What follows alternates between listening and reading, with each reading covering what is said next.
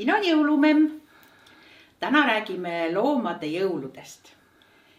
Kellel on oma lemmikloomad, näiteks kas kassid või koerad, siis ei ole üldse paha neile ka natukene maiust jõulude aeg pakkuda ja midagi erilist. Aga kui sa oled jõuluvana käest endale või mõelnud, et võiks jõuluvana sulle tuua lemmiklooma, siis kõigepealt meie päkapikud räägivad sinu vanematega, et kas ikka on võimalik looma eest hoolt kanda kogu aeg, ega sul ei ole allergiat ja kas see sobib sinu elamisse. Sest mõned koerad kasvavad ikka väga suureks ja kui sul on väike elamine, siis loomadel ei ole seal hea olla. Eriti veel, kui sa soovid hobust jõuludeks.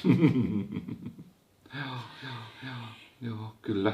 Ja sittenhän se on niin kuin, että niille pitää niille eläimille antaa vähän herkkuja ja rapsutuksia.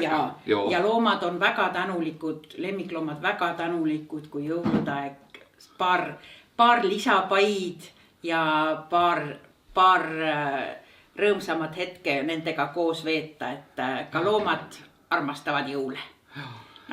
Samoin myöskin porot. Ja põhjapõdrad samamoodi. Kyllä.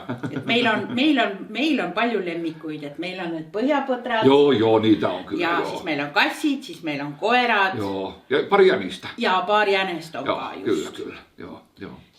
Aga teile ja teie lemmikloomadele kõige ilusamaid jõule.